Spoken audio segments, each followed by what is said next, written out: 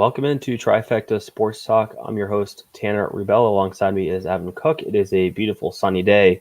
We're not at McCoy Stadium. There's still no live sports, but it's coming on the horizon. So I'm feeling optimistic. How are you, Evan? I'm doing pretty good. I did not realize how nice it was until about, I don't know, like a half hour ago.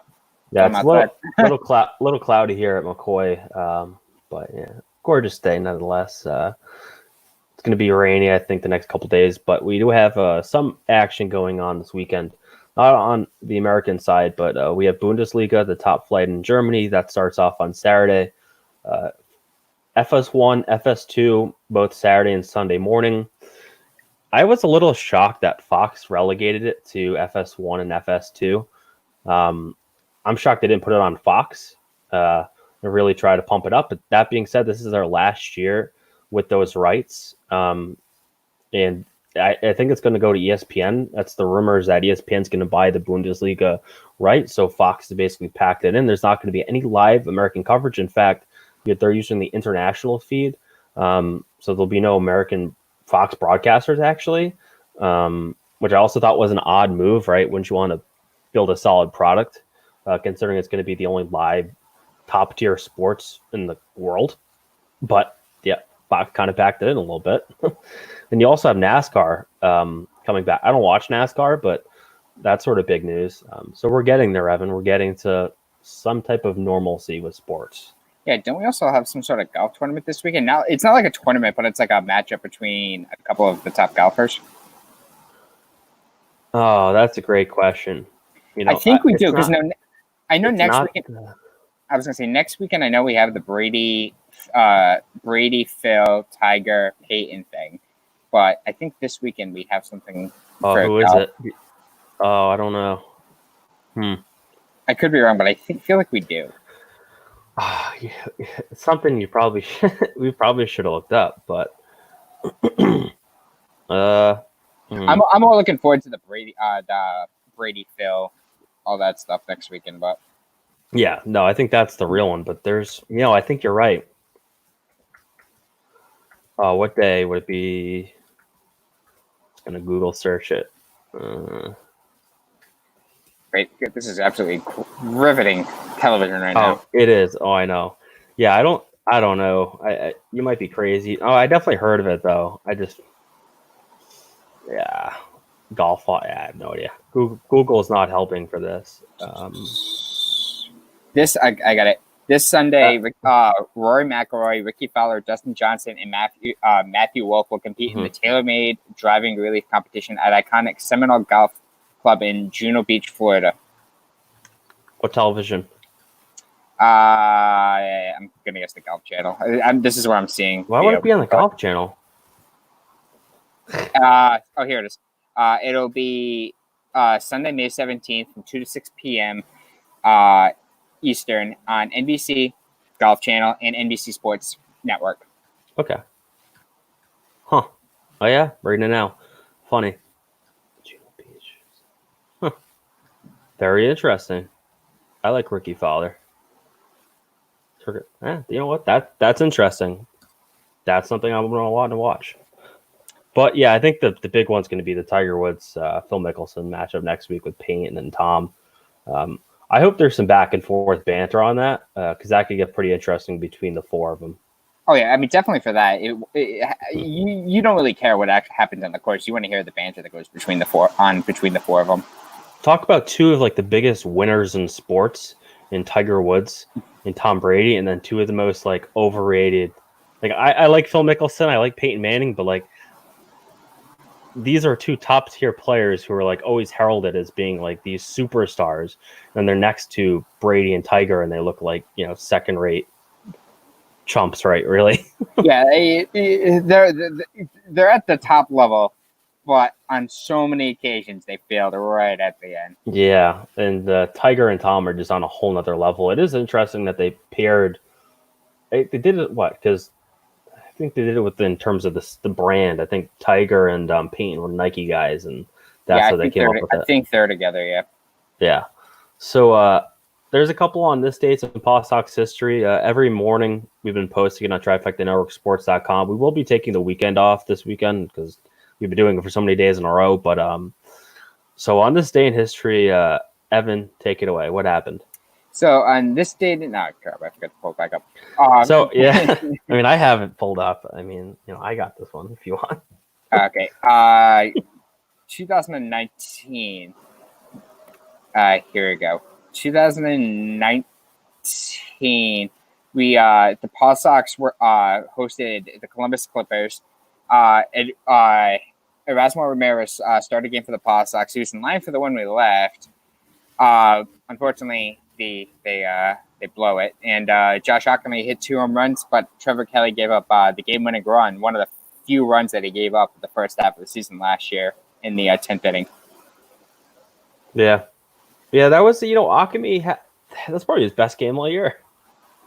Yeah, he had 2 home runs. Yeah, I mean he had a weird year, man. I mean he hit 25 home runs, something like that.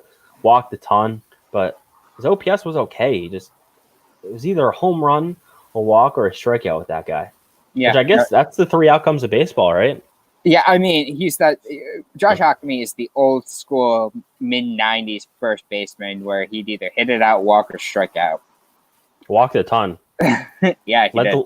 I think he led all Red Sox players in walks last year. Yeah, his OBP was off the charts. Yeah. Unfortunately, it was all from walks and home runs.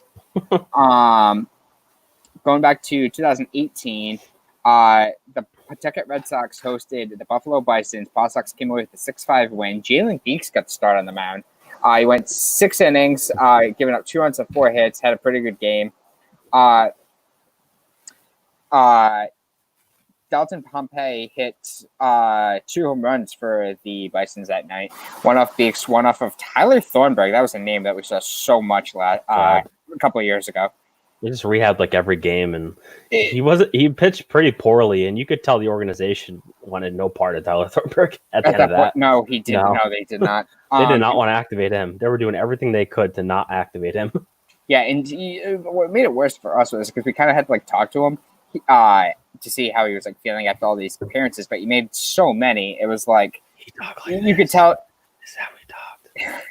He was the most silent spoken individual you'll ever see, and I honestly think if you didn't know what he looked like, he was not a ball player. He did not look like a ball player whatsoever. No, it's like a normal guy. Yeah, not a big dude at all. No. Zue Lin hit his first home run of the season that night, and also Zue Lin actually walked off the Buffalo Bisons after being down 5-4 going to the bottom of the 10th inning. Dan Butler hit the game-tying double, then Zue Lin hit a single up the middle to drive in Mike Miller for the win. And this was actually a pretty big night. And I remember actually we were both at this game. I think you were at this game too, because Dustin Pedroia actually rehabbed in this game. I don't think I was at that game, but I was definitely at the next night because he was there for 2 nights, I think. Yeah. So Pedroia was at that game, and I remember the media was just do we watch the end of this game, or would he go down and try to get Pedroia before he leaves? Because rehabbers are notorious for just trying to get the hell out of McCoy Stadium as quickly as possible. Yeah, one thing we noticed is they'll either leave right away or they will leave seconds after the final out. It depends if the water's hot or not, from what I've been told. Because the showers at McCoy are not always hot. They're either ice cold or piping hot or lukewarm. Yeah, it's not a great situation there in terms of the showering. 2017 game was postponed due to rain. 2016 they actually had a doubleheader at McCoy Stadium against the Gwinnett Braves, not the Stripers, the Braves. This was Saturday night. Previous night was rained out. In game 1, Eduardo Rodriguez actually got the loss. PawSox lost the game 3-2. Not much happened. Brenton Sanleon had RBIs. In game two, Brian Johnson got the win. He had a pretty good game going until his final inning, and then Adonis Garcia hit a 2-run shot off of him, kind of blew it up. PawSox scored 5 runs in the 4th inning, including home runs by Sam Travis and Chris Marrero, gave them the win. Rusney Castillo also had 3 for 4 in the game, scoring 2 runs and driving in 3. It's pretty easy for Castillo, though. If you're a major league hitter, Going through 4 is like every day, right? In Triple A no baseball. kidding. But you got to remember, this is back in 2016. Really, wasn't really doing that much of it yet. That's true. Yeah, he became like in 2017 and then 2018. I mean, he became a really, really impressive hitter, smart hitter. Yeah. 2015, PawSox beat the Columbus Clippers at McCoy Stadium. Brian Johnson got the win, went 6 2/3 innings. He gave up just 1 run on 5 base hits. The 1 run that he gave up was a home run to Michael Martinez, the same Michael Martinez that ended the 2016 World Series between the Cubs and the Indians. That ended the Cubs' drought. Yep. Bryce Brent had a 3-run home run in the 3rd inning, basically the game-winning run. By the way, Tanner, have you noticed that a lot of these games, the same starting pitcher will pitch the same day multiple years? Have you noticed that? Yeah, I'm looking at 2014 and 2013. You have Alan Webster on both those games. Yeah, no, I have noticed that. I've noticed it a lot. This is shocking, though. Like, Brian Johnson's kind of shocking because, he spent a lot of time in Boston, too. Do you see the same thing with, Alfredo Aceves? I saw that happen. I'm seeing a lot of that. I'm seeing also a lot of they'll host the same team 3 straight years on the same date. I'm seeing a lot of that. 2014, like you said, Webster started for the PawSox, got the loss. He just gave up 2 runs on 4 base hits in 5 2/3. Alex Hassan was credited with the only RBI on the night for the PawSox and a bases loaded walk. Don't know if I said this yet, but the PawSox lost the game 3-1. It's the Indianapolis Indians in Indianapolis. Now name the Bats. They're not even. They changed affiliations too, didn't they? No, it's still the Indians. It's the Louisville Bats. Yes, Louisville Bats. Daniel Nava and Garen Cicchini had the only base hits on the night for the PawSox. 2013, like you said, Alan Webster started the game, got the win in a 5-3 PawSox win at McCoy Stadium against the Gwinnett Braves. The 1 run from Webster came on a solo home run from Brandon Boggs. No relation to Wade Boggs, by the way. It is not. This Boggs is. I'm just gonna say it. He's not, black. Yeah, not Wade Boggs. No. Bryce Brent went 2 for 4 at the plate with 2 RBIs, and Jason Hayward, who now plays for the Chicago Cubs, went 2 for 3 on the night with 2 RBIs. That would have been top prospect, Jason Hayward. That was back when he was, heralded as a top outfield prospect. Yeah, that's before he had the 3-run shot in his first at bat against Carlos Zambrano on opening day. What a bust, huh? Overall, Jason Hayward. Yeah. 2012, PawSox lost to the Columbus Clippers at McCoy Stadium 5-3. Justin Germano suffered the loss on the night. Went 6 innings, gave up 5 runs on 5 base hits. Matt Laporta hit a 3-run shot off of Germano in the 6th inning. It was actually a 5-run inning for the Clippers. Germano had it going pretty well until that 6th inning. Lars Anderson also had a home run for the PawSox. And do you remember Scott Pasednik? Yes. Yeah, he went 2 for 3 in this game. Former Chicago White Sox. Yeah, he went 2 for 3 for the PawSox in this game. Justin Germano? Germano? Yeah. Germano. He was. Yeah, I'm just looking. He's playing in the. He played for the Red Sox at some point. I know. I saw the name, and I'm like, no. So he's like, oh, okay. Sorry. So in 2012, yeah. So he pitched for the PawSox that year. He was a former Cub. He's out when. He retired in 2016. He actually played over in Korea. Wow, a lot of teams. San Diego initially. I just realized this. I've actually seen him pitch in a major league game. When Toronto, Texas, Chicago, Cleveland, San Diego, all major Cincinnati, like all these different major league teams. Yeah, he didn't pitch a lot, but yeah, in 2012, actually, I just remembered this. In 2012, I went to a Cubs-Dodgers game at Dodger Stadium, and the pitching matchup was Clayton Kershaw versus Justin Germano. He played for the Cubs and the Red Sox that year. Yeah, 60. Is that correct? 6.75 ERA for the Cubs. 64 innings pitched. Jeez. Yeah, that's bad. Yeah, that night that night the final score was like 3-1 too. that I just found that fun. I can't believe I just remembered that. 2011 Scranton Wilkes-Barre Yankees at the Pawtucket Red Sox. Chris Johnson got the start for the PawSox, knocked around hard, gave up 7 runs and 8 base hits in 2 innings.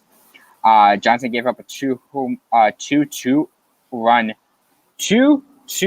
home runs to Jorge Vasquez of the Yankees on the night. 1 in the first, 1 in the second inning.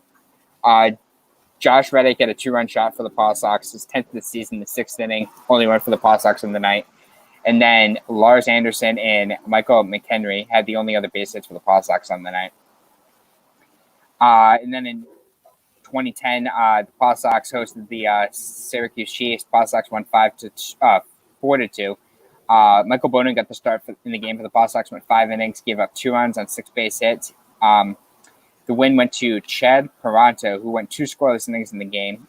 Michael Morris hit a solo home run in the first inning to give the Chiefs a 1-0 lead before the PawSox had a chance to come to bat.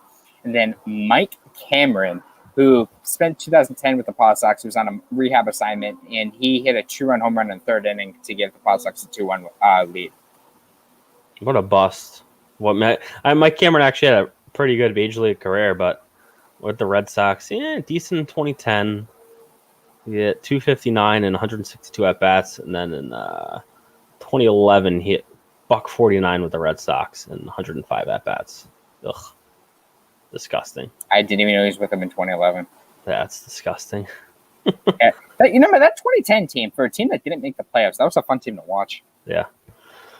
All right, so we're moving on. We're going to stick with the PawSox. Some of the news that is really making headlines with the PawSox in recent days. Only 2 headlines actually, but. So Go Local Prov had this first. The PawSox received PPP funds, small business funds from the federal government, undisclosed amount. We were able to confirm. Well, I was able to confirm this with the PawSox that they did indeed receive PPP, and it allows them to potentially avoid furloughs and either salary reductions. And the team, there's roughly 40 full-time workers that it's going to support. For those wondering, I know people really have no idea what minor league teams actually pay for in terms of personnel. They do not pay for players, coaches, or trainers. Those are all covered by the major league team.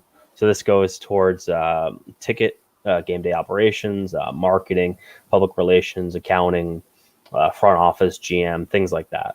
So it's not the players, because if minor league teams had to cover the salary of Rusney Castillo, there wouldn't be any minor league teams left.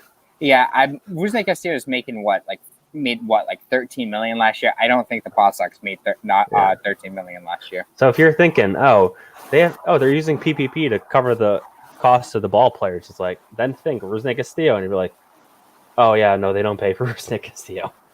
So the PawSox are not alone. Other minor league teams across the country have filed or received PPP, according to Minor League Baseball.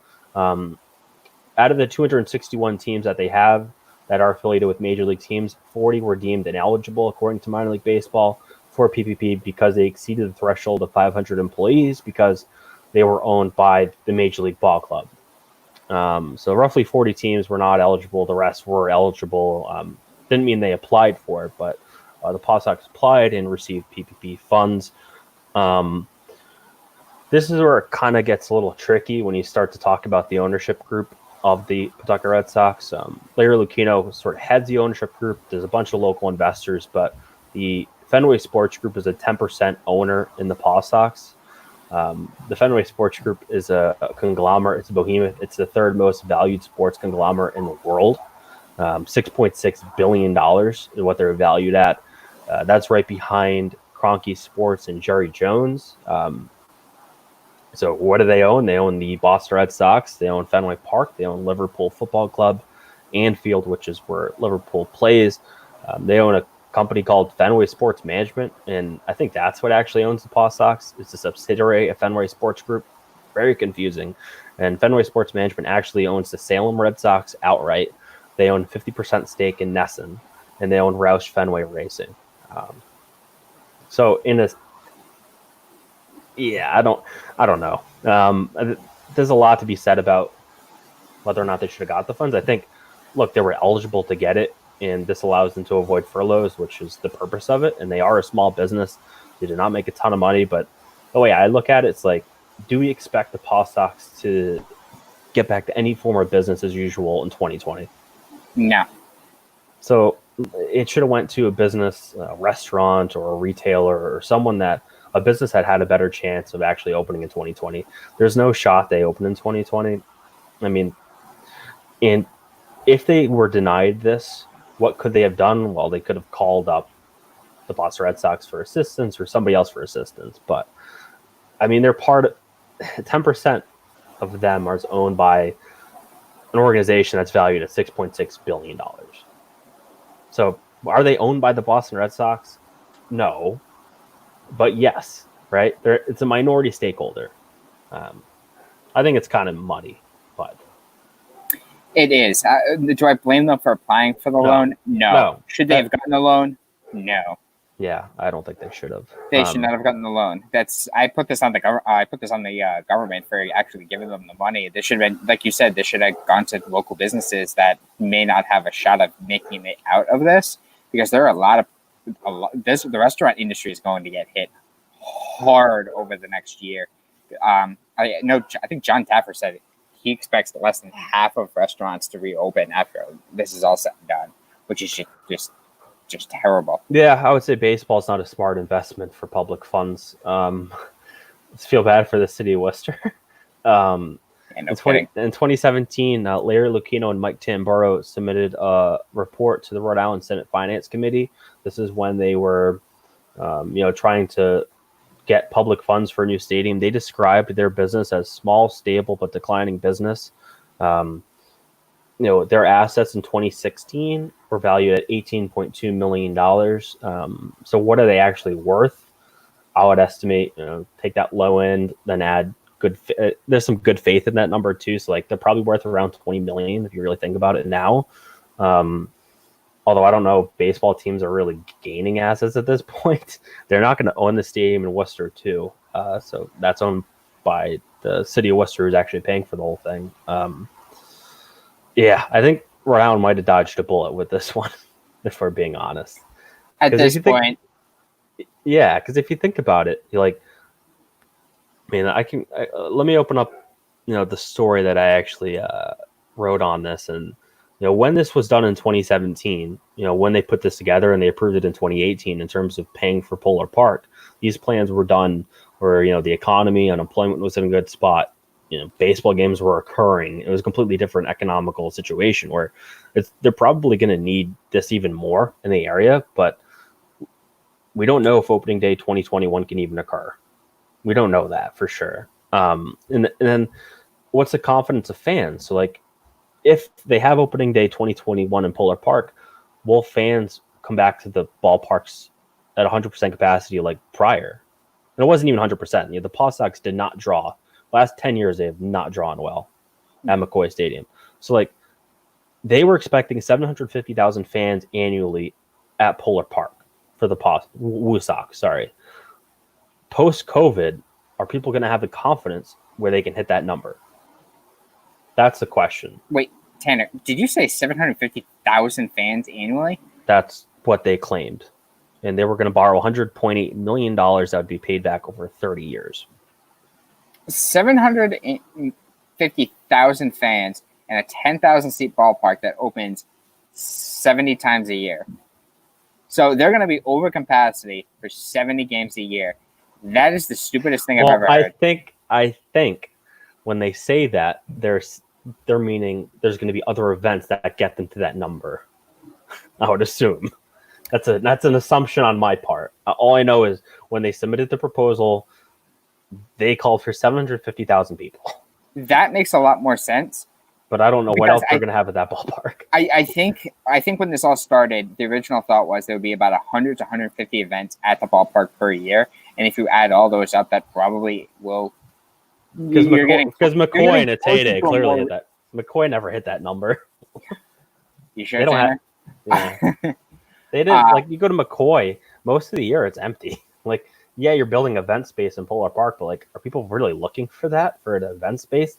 They have the DCU Center downtown. They're probably looking for that more than Polar Park. Like, I don't know.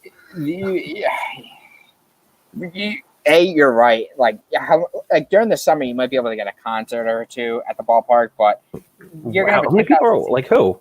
Like that's the question. It's gonna be like granted you put fans on the field, but you'd have like 15,000 fans. Like if you're booking an event, you're gonna want to go to the DCU Center just because it's indoors. Like you don't have to worry about weather.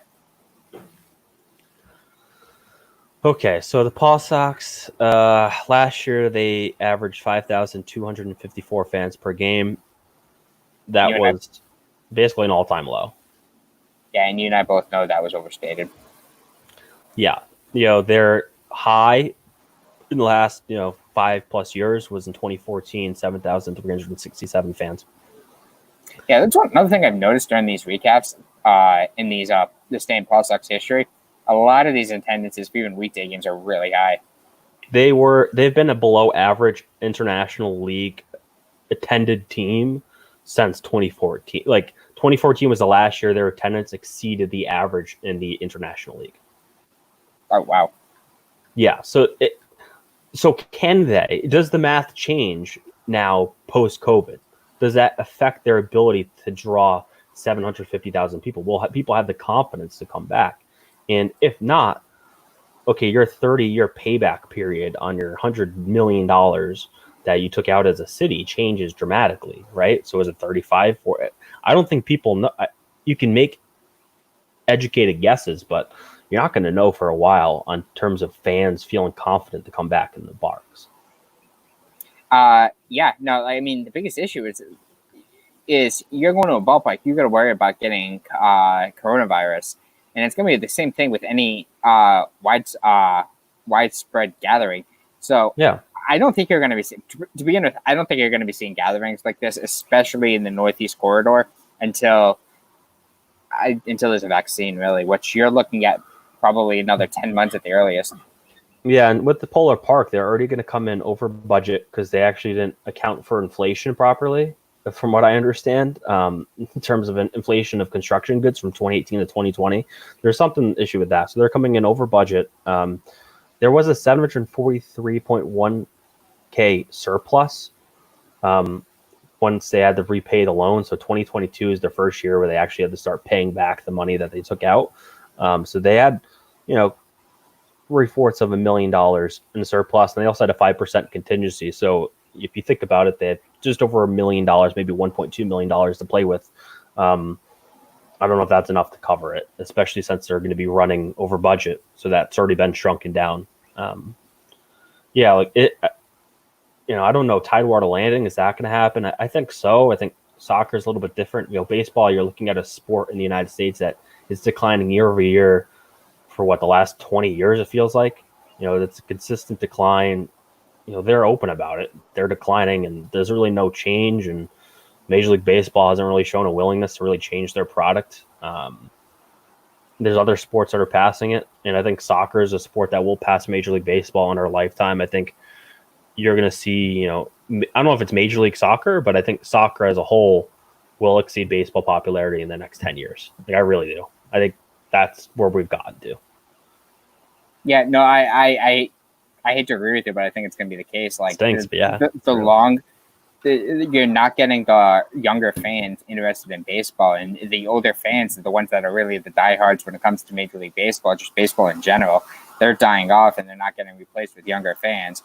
So just like that, I'm at Gillette, guys. We're soccer only now. Yeah, and I mean, even this year, like myself, there were 3 matches played this year so far for the Revs. Or is it 2? Two, but I think we watched a couple preseason games together. Yeah. I was gonna say there was 2 matches and I watched one of them. So just percentage-wise, I was trying to get myself more into New England Revolution soccer than I would like to admit. But yeah, it's a good product too. And if Rhode Island has the USL team, that's a good product too. That's a pretty high level of soccer. Second tier to MLS. It's like AAA. It's essentially AAA soccer. Just there's no clear affiliations usually. Right. Yeah, so I think it's interesting. The PawSox. It didn't get a lot of news. This PPP thing with the PawSox. I feel like the media in this town is, non-existent sometimes. Credit to Go Local for picking it up, because otherwise this would have just never gotten picked up whatsoever. 55% of the PawSox revenue came from food, beverage, or tickets. 28% from sponsorships. 7% from hospitality. Only 6% of their revenue in 2017 came from merchandise. So you sort of just look at the, is 80% of their revenue gone without a season this year? Probably. I think that's safe to say. 80%. I think it's conservative too, because you're talking all game day revenue sources, zero, and then sponsorship revenue. So you got to think all the placards they have in the park, all the signage. I'm sure there's some sponsorship revenue going on right now. You see them getting sponsors for their what do you call it? Their Twitch streams that 10 people watch.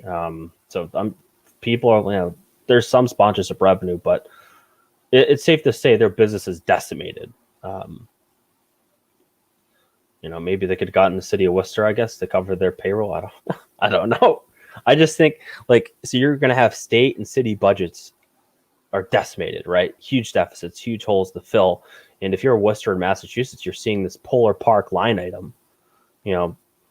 Massachusetts less so, but the city especially, they have this massive line item that says Polar Park that they're going to have to start paying towards, and they have taken out money against. And things are going to get pretty tough there. I think it's going to be everywhere. Everyone's going to be in that situation. But hindsight's 2020. They're going to need this investment anyway. But baseball, man. I do think Rhode Island literally just dodged a bullet. I hate to agree with you, but I think you're right. And it's not like in for the people out there that said, "Oh, what's wrong with McCoy? It's a perfect place to play." I hate to break it to you. You haven't gone to a game in probably multiple years, and that place is falling apart. But what I would say though is, if you told the owners, no public money, there's zero public money available from now on for ballparks, for stadiums. You have to buy your own land. You have to build your own ballparks. If you told that to the PawSox ownership, they would not have put private money behind it. I really don't think so. They would have done something with McCoy. You think so? Yeah. You'd also probably see different ownership groups. If there was no public money for minor league ballparks, you'd probably see all the ownership groups be the major league teams. I think that's the way they should go too. I really do think that major league teams should own the minor league teams. That would make more sense. It would, because you'd have more control. It'd be smarter. Yes, the players and coaches are already your people, but that would ensure that your facilities are top notch, and you'd probably consolidate it, right? You wouldn't have them all spread out. You'd have all your minor league teams in one facility. That's your minor league facility. That makes sense to me. So even though, say there's 12 minor league levels right now, you'd go down to 5, and then you're able to just bring them all into one general area. Yeah, you could have the Red Sox. You'd have the AL East teams have their own, probably within their region. Maybe an hour outside their major league hub. That's the way I would look at it. And you want to put them in an area where you can draw fans, and maybe you have to build 2 ballparks, maybe one JetBlue Park type ballpark for the AAA and AA team, and then have your low A teams, maybe a high school or college level field. Yeah. Yeah. So what you're saying is right now the Red Sox are kind of lucky. They do have 3 teams in a very short distance from Fenway Park. Yeah. But you still have one down in Greenville. You have the one in Salem. Those aren't close at all. But wouldn't the Red Sox be better off just having them all at JetBlue? Because they have the facilities and space down there to do it. It would make that would make the most sense. But at that point, you're taking away from the minor league teams in these local areas that are around the country.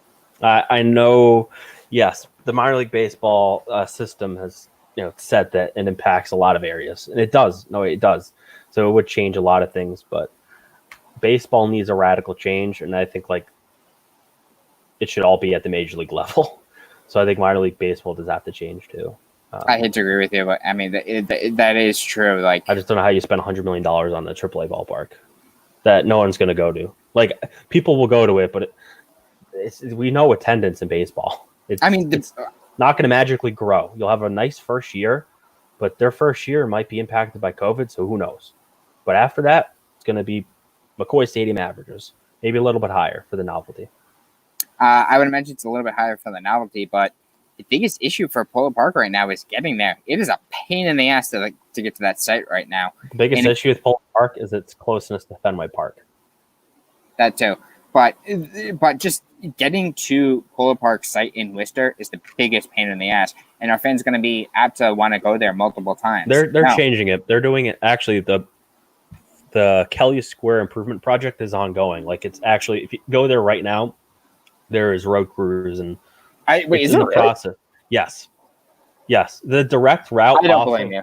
The direct route over the highway, from the highway to the park that they're supposed to build this connect throughway, that's not being worked on right now. But the Kelly Square improvement project, which is actually separate, like, yes, it helps Polar Park. I do think even with it being done, that area is just not a good area to get to. Yeah, I don't know. I think too, like, you know, the prices will be reasonable, I think, but would you rather just go to like, the thing is, Fenway Park ticket prices have come down.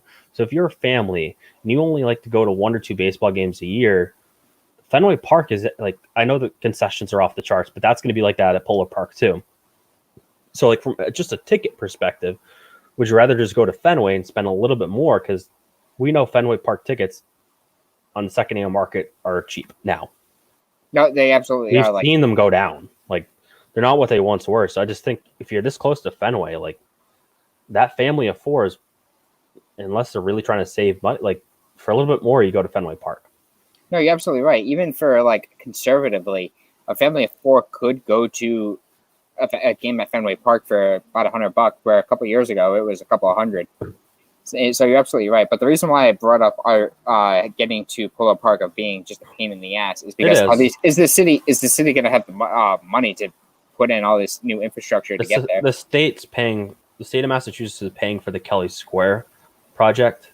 The throughway thing from the highway, I think that needs to happen. I think even with Kelly Square being redone, I think it's still a mess to get there. And the park, like, I'm still not sold on their parking plan. Like, they had this ridiculous claim where there was, like, thousands of parking spaces within X distance. And I looked at their plan for that and I was not sold on it. And then I'm also looking at all this private money.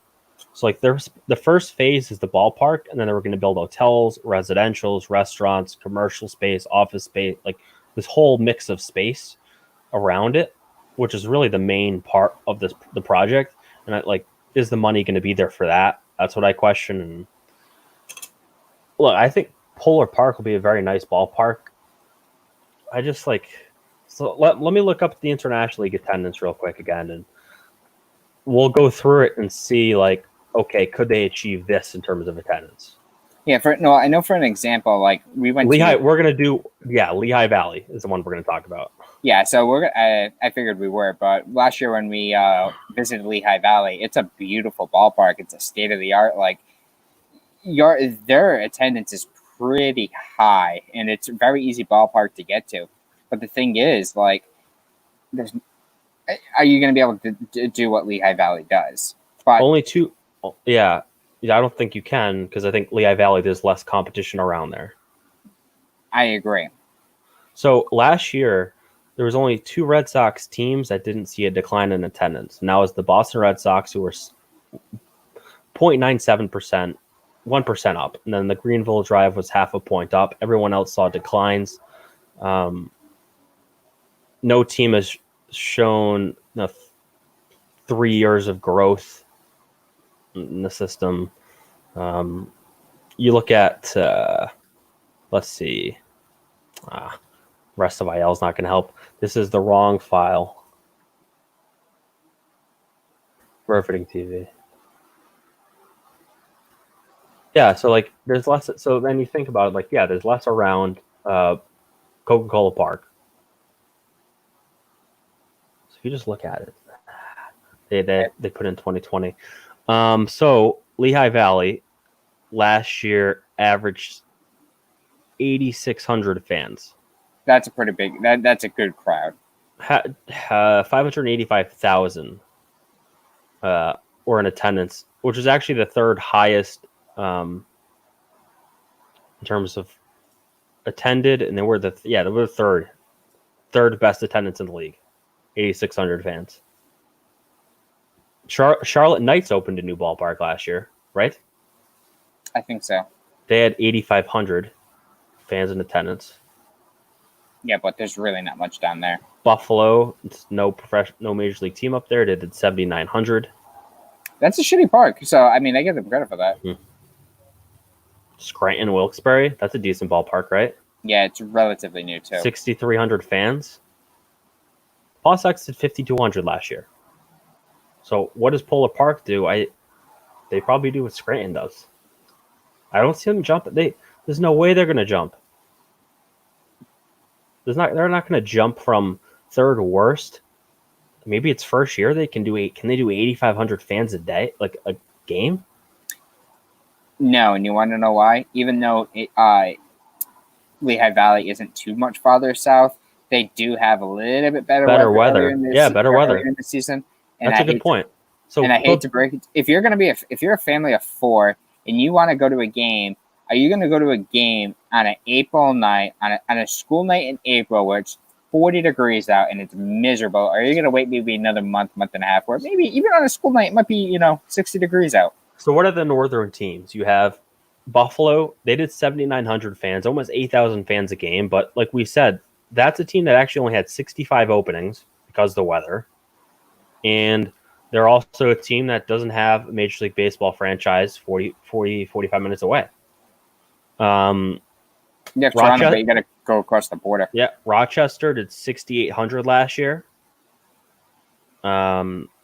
You had Syracuse did 4,900, almost 5,000 fans.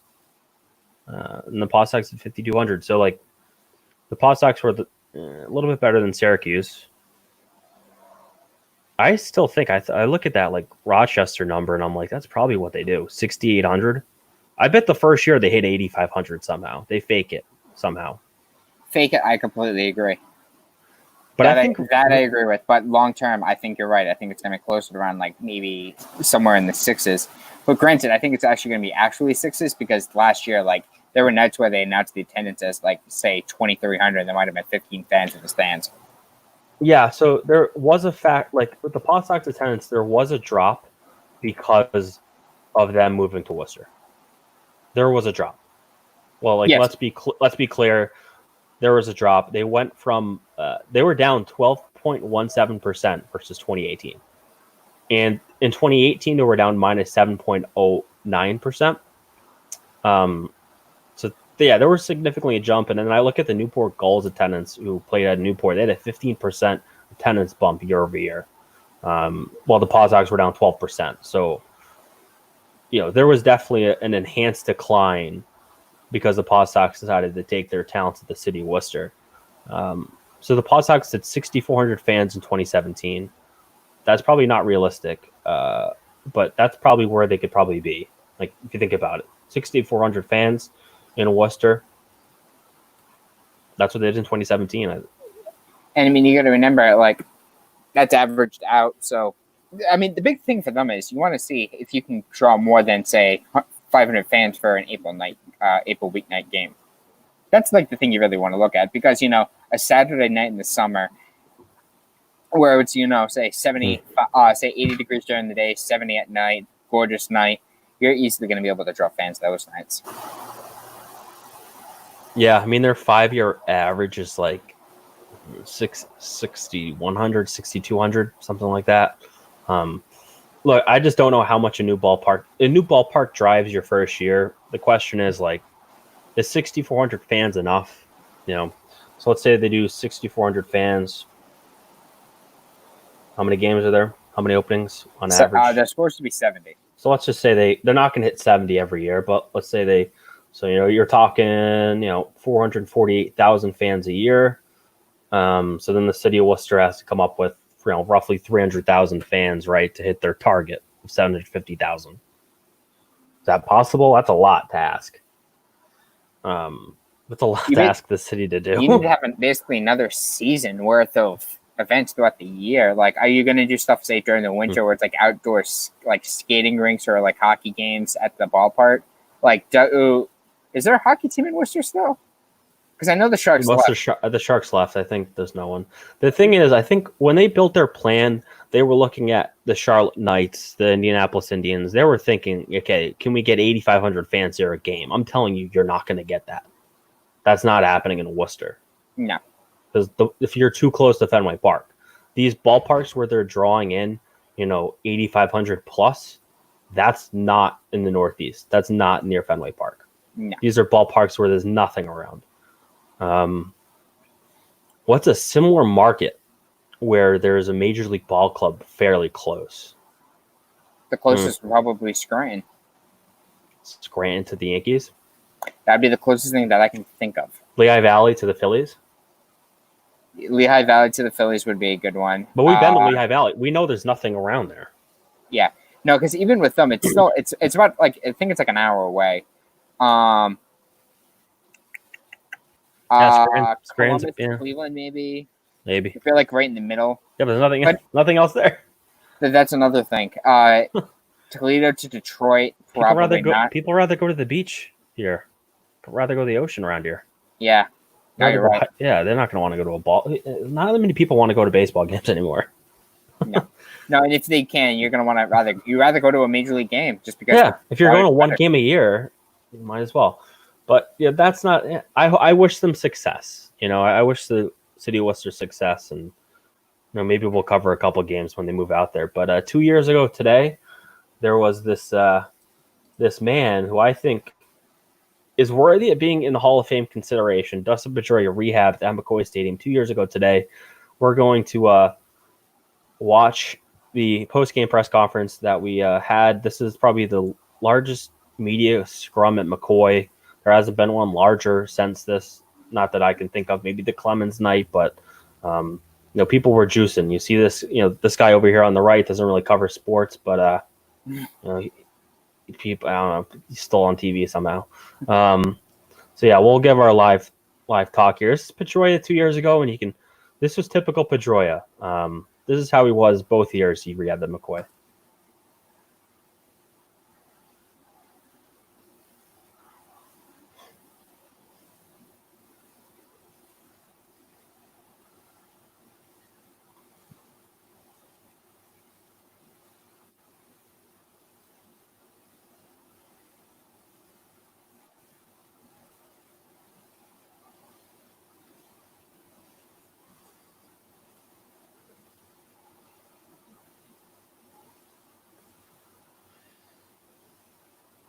Yeah, so I had to stop it right there. So the amount of people that ask players what their timetable is for a return is ridiculous. These players are never going to give you a time frame because it's not up to them. Correct. Unless it's David Price, and I guess or Clay. Yeah. But yeah, these players will not give you a time frame. It is all up to the major league team. Even asking if you ask the coach after the game, what's their time frame? I learned very quickly, you don't ask that question because there's no answer to it. You ask other questions that are like, oh, how did they check out? How did they feel? They're not ever going to tell you, oh, yeah, I'm going to be ready in 2 weeks. Pedroia may go off the cuff and say it, but yeah, it's not going to happen.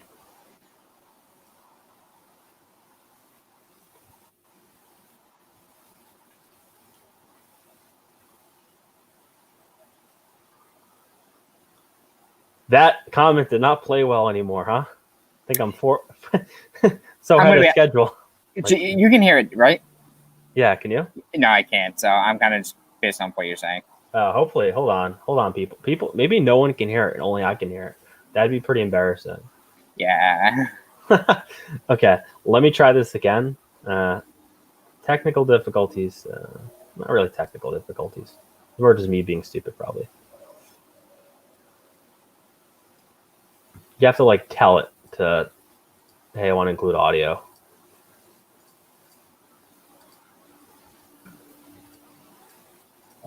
Yes? Yeah, I can hear it now. Yeah,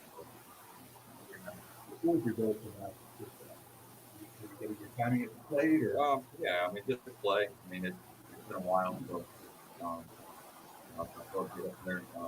Get 3 balls in the barrel, so I'll get that. Obviously, you got to get some like that to walk in, but everything's great. You got time to No, I mean I'm following the plan that they put together. So, you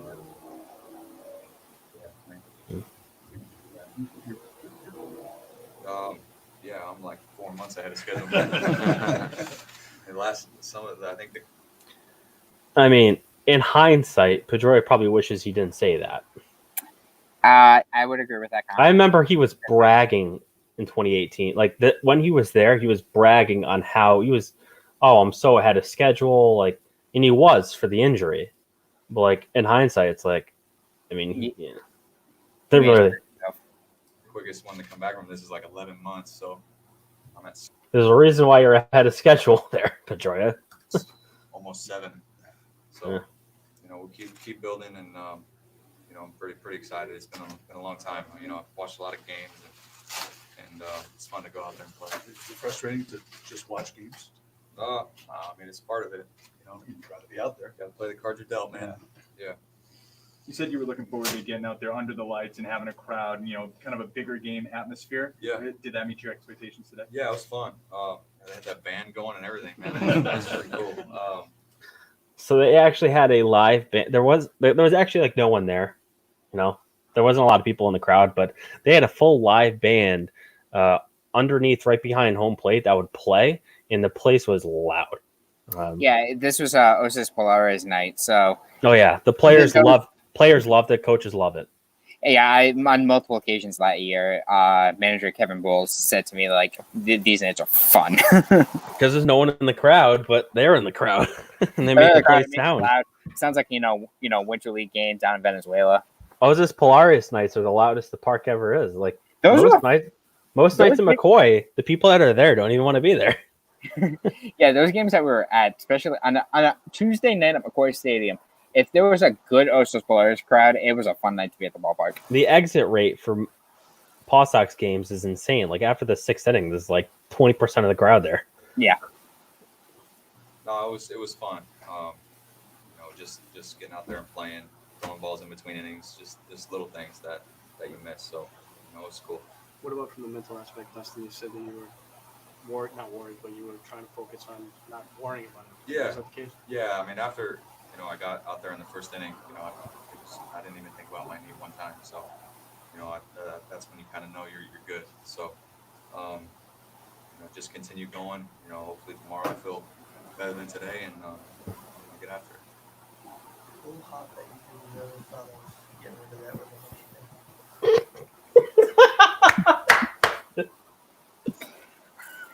Okay, let's continue this. No, that's not why I hurt my knee. Right, I understand it. Yeah. Look at this. I'm so sorry. I feel so bad for the guy. Petroia is based like No, Petroia has. that's not why I hurt my knee. Right, I understand it. Yeah. Guys, just how defeated. Yeah, no, it's good. Getting So this question was, the hop. Have you ever thought about getting rid of it? Yeah, no. I mean, that was a body blow by Pedroia. You know, it's a question that could be asked, but you don't need to be asking that question. Yeah, I mean, if you're with Pedroia, maybe off the record, maybe that's a question you could ask him, just trying to, you know, joke around. But that's not a question that you ask during a media scrum like that, because that is the stupidest thing I've ever heard. yeah, I mean, Pedroia is actually a decent guy. He's a fun guy to be around. But I mean, that guy just got blood. I don't know, Pro Joe at the time. I mean, this guy works for like 16 different outlets. Who knows what outlet he I don't was. He does a lot of sleeping in the press box. Yes, I came in one day and he was head down on the press box, just sleeping. I never saw that guy he work was once. The guy that brought out the radio from the bathroom. No. Okay, we can explain that one. So there was this. Oh, I think I don't know if it was a scout or something. So this guy, relatively young too, sat in the front row of the press box, and for whatever reason, there's an FM radio in the bathroom at McCoy Stadium. So when you go into the bathroom, you can listen to the game. Usually, it's not on the PawSox game, even though the radio booth is 3 feet away. It's usually on the Red Sox game. So, this guy grabbed the FM radio out of the bathroom and then put it at his seat and then plugged his headphones into it and just sat there. And everyone looked at him like he had 100 heads. I remember when he left. We were all just like, what the all basically saying exactly that. Like, what is this guy what doing? is this doing? Guys? I mean, yeah, McCoy Stadium Did he people. run home to first? Like, how was that a kind of satisfying test? Was that a useful barometer for you? No, I mean, I did that in Florida. Yeah. Yeah, a lot. So, I wasn't worried about that. Yes, All right, man. you got it. And that's it. We got it. Thanks, Dustin. Yeah, so that was 2 years ago today. And he actually did play there, last year too. And there was no post games actually last year. Pedroia ran out of the park pretty quickly because he was carpooling with Brock Holt and I think Brian Johnson maybe. Because Johnson was down there too at the time. But yeah, Pedroia was a cool guy to be around, and it was always fun to bust around pregame. And yeah, it stinks to say that I probably saw the last Dustin Pedroia ever, but now I'm also realizing that I've probably seen the last PawSox game at McCoy Stadium. So we look back on that game, and that was just a weird game. We were both thinking throughout the day, like, crap, we got another year of this. Like, it's fun, but we're going to miss it. And, you kind of wish that you knew that was going to be might have been the last game before it was the last game. Yeah, it was an impressive game too. To win in that fashion, in the last game of the year is pretty special. And at the time, like, obviously no one knew that, hey, this is likely the last game of McCoy Stadium history. And how would you know? You had no idea this year was probably not going to happen. And I don't think they're going to play this year. Like, I really do think it's over, right? There really is not going to be another Pawtucket Red Sox game unless Polar Park is somehow not ready for the 2021 season. And I actually do think they probably find a way to get Polar Park opened on time.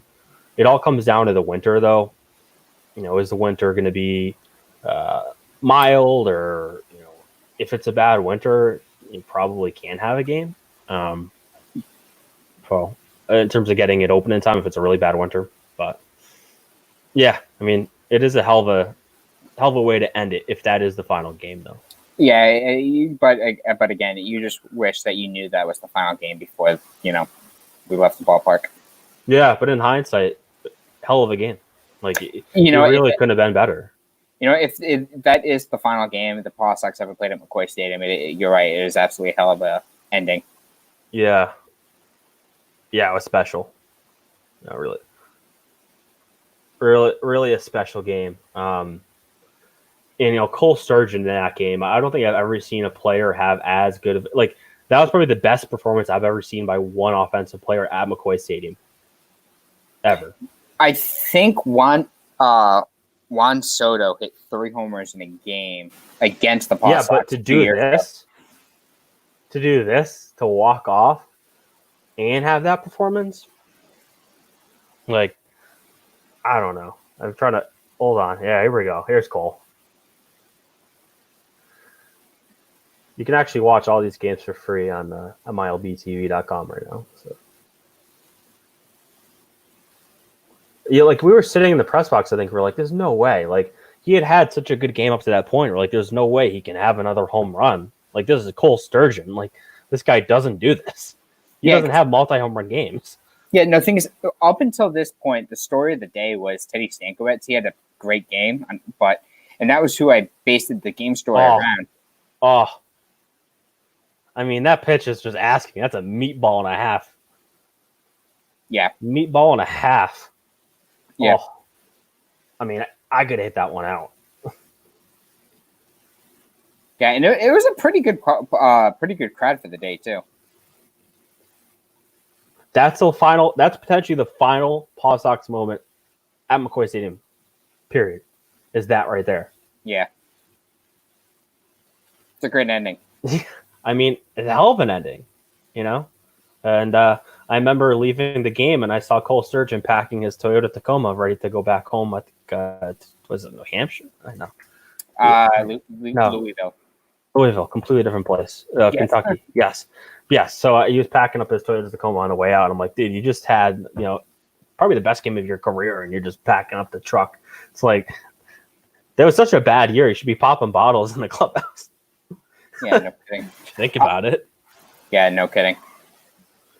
All right, let's try to move on to MLS Revolution very quickly. We're running over an hour, so it's very long, but hopefully Yeah, it's my been my hopefully battery it's was been about to die. I had mildly. to go outside.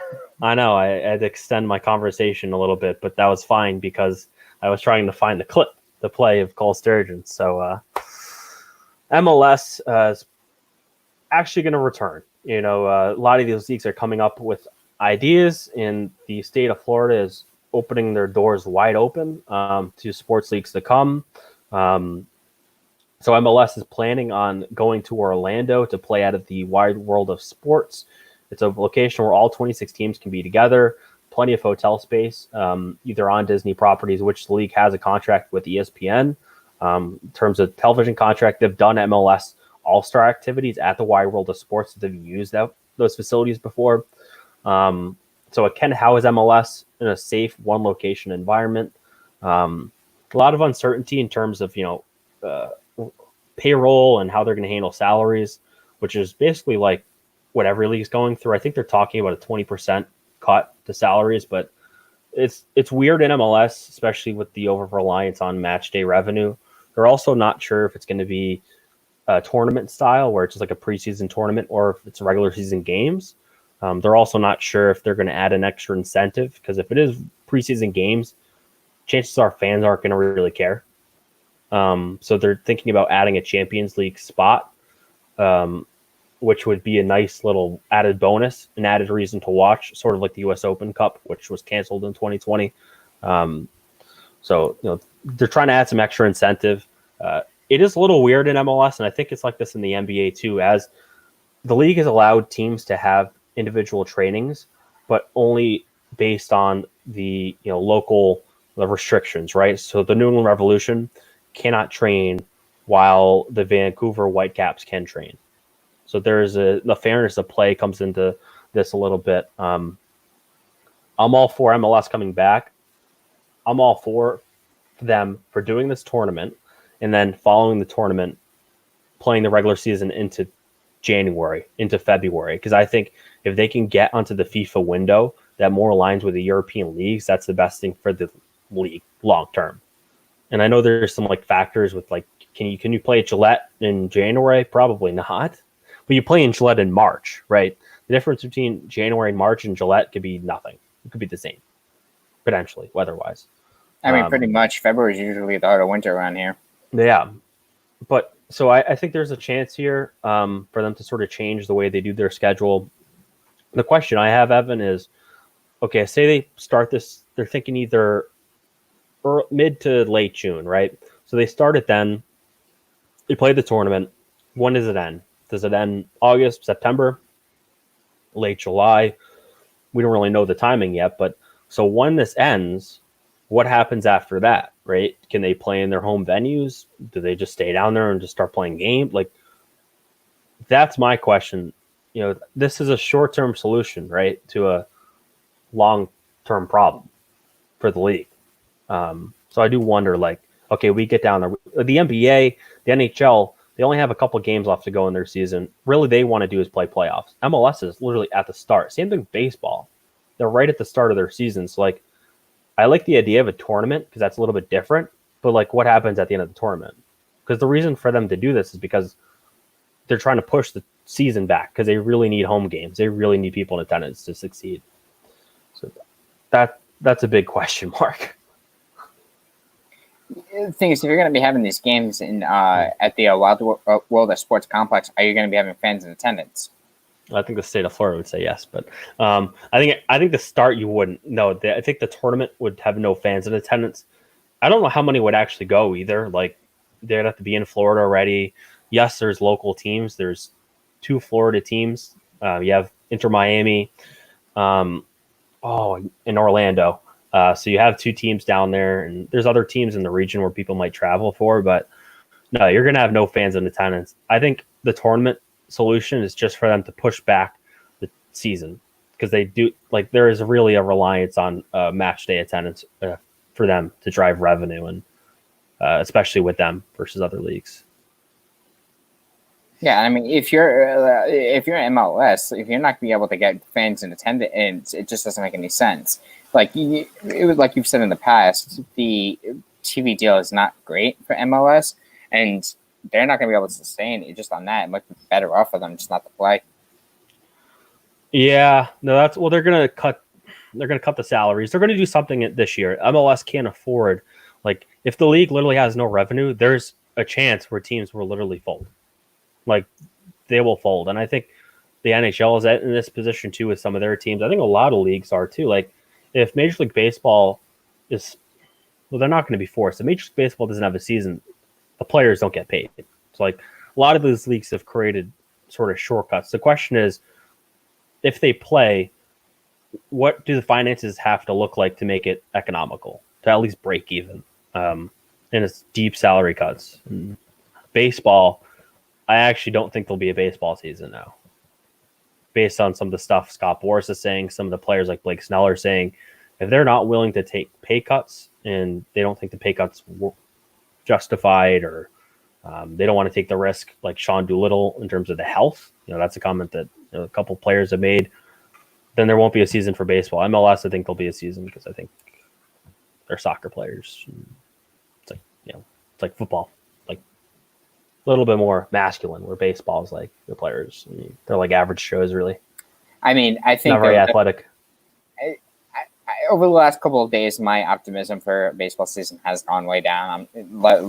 Just like what you said. It's too many games. Like, that's the thing, and they have to worry about is there going to be a second wave, and if there's a second wave, you need to be done with the postseason by then. But that could happen at any moment. Right, which MLS is like, well, we're just going to do a tournament, and how does the pay structure work? They'll do something, but they can do a tournament, make some money, but really it's all about getting the fans engaged. So that's feasible to me. Major League Baseball is like, how are they going to start a season? Like, they're not going to do a tournament like MLS. MLS can get away with doing a tournament. Baseball can, but I don't think they're innovative enough to. I credit to MLS for at least coming up with a different idea than just starting their season up. Major League Baseball is screwed because they have no ingenuity whatsoever. Yeah. No, yeah, I mean, yeah, you're right. I mean, it's pretty brutal, but just look at their business and the way it's been trending, and the little intervention that they've had. Yeah, I mean, if you're gonna do like a abbreviated like tournament style thing throughout the season, like at that point, is it even going to be worth it to even play the games, because you do need to have that build back up. So is playing the full season more worth it for Major League Baseball? For Major League Baseball, because if you're playing, say you're doing just a tournament style thing through all 30 teams, if you're playing, say. The question is, what's on the line? What generates them enough revenue to cover expenses? What's on the line? Like, how do they get to a World Series? Like, is it 80 games? You put an asterisk on the trophy? Like, I don't know. Like, a tournament for baseball, you're right. It's like, well, how many games can they do? Like, if they do a tournament for baseball, I would be in favor if they said our spring training is going to be a tournament style. And then, that would make a lot more sense. But if you're going to be... then how do you start the season then? MLS is in the same boat. Then how do you go from there? Yeah, but say if you're having what I was thinking is, if you're having the tournament as your season, if you're each one's a 3-game, each round's a 3-game series, and say in the first round a team loses 2 games, they're done. What do they do then? Right.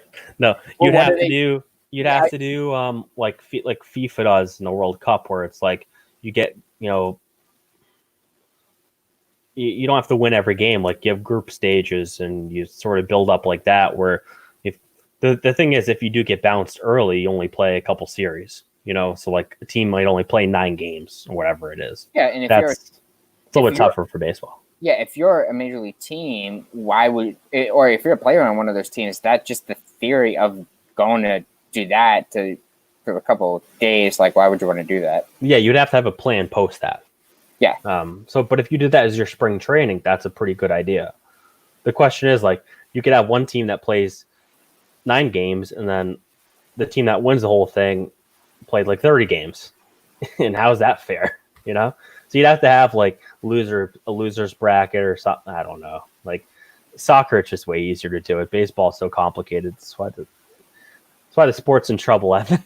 There's too many nuances and too many rules and too long and God, so many factors. And Literally, the only positive is that you can play multiple games a day. I have been playing. Well, yeah, you can. I have been playing a lot of the show, but yeah, baseball 4-hour games, and I like the idea they had where like we're going to do 2 7-inning double headers, but I feel like that's kind of gone. Like I feel like now the thing is like, oh no, they want to play 9-inning games. It's like, okay, this is not happening. No. Fans will not like.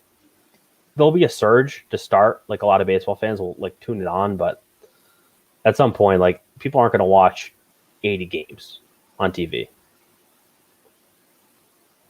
And they're going to need ratings to be like NBA, NFL type ratings for this to succeed. And I don't think it will for baseball, at least. But that's kind of negative. I'm negative on baseball though lately. So yeah, I mean, I personally just want to see sports back in general. So if it's baseball, great. Saturday, you get Bundesliga. I mean, I know you're going to be watching that, but I hate to break it down. I'm not watching that. What are you going to watch? Nothing. I'll probably sit outside. The first live real sports is going to be on, and you're just like, man, I'm not going to watch it. I mean, like I said, I tried. That being said, Fox isn't even trying. What does Fox have on Saturday morning? Zero, nothing. They're putting on FS1 and FS2, but it's like they're rather run paid programming than Bundesliga, which they pay for. They pay for the rights, but they're more of doing it as a contractual obligation. I think, like if you told Fox you don't have to stream Bundesliga, and we won't fine you or whatever contractually, like they probably would say, okay, we're not going to even bother. Like that feels like the mode they're in. Like their plan for their coverage is so poor that it's like, what's the point? ESPN's going to buy the coverage up anyway. Like they're buying up every other league in the world. Yeah, ESPN Plus. Yeah, ESPN owns like the most sports. I mean, ESPN could do Bundesliga, on ESPN proper on Saturday and Sunday mornings. They do pretty well. Nothing else going on Saturday, Sunday mornings. You'd be competing directly with NBC Sports. Premier League kills Bundesliga in the United States. Yeah, and NBC has done a great job with the coverage. That's why. Yeah, and isn't the Premier League coming back in a couple weeks after? Yeah, June. I think mid-June, but it's a lot of tentative stuff. Like the worst thing that can happen with the league is if they start back up and then they're forced to close again. That's detrimental. Because I think if you start back up and you have to close again, you're not going to start back up again. So that's what MLS said, and I think a couple of other commissioners have said over here is like, we're going to take our time because we need to do this right because there's no second shot here, because then everyone loses confidence. But yeah, players will test positive. So like if Major League Baseball plays in Orlando, MLS plays in Orlando, like players are going to test positive. It's just like, how resilient is the system they build, So. All right. That was a long show, and I mean, we talked about so much. So, oh God. So thanks for listening. Make sure to check us out on Facebook, on Twitter at Trifecta Sports RI, TrifectaNetworkSports.com, and hopefully there's more news. Like there really hasn't been any local sports news to really cover. We had the PawSox PPP thing, but that was like only local like sports news of the week. Like really, like we have this day in history, but there's a lot of college stuff going on right now, though. Interestingly enough, so yeah, shockingly enough. But yeah, hopefully we'll get Revolution news, and they maybe start training on Monday.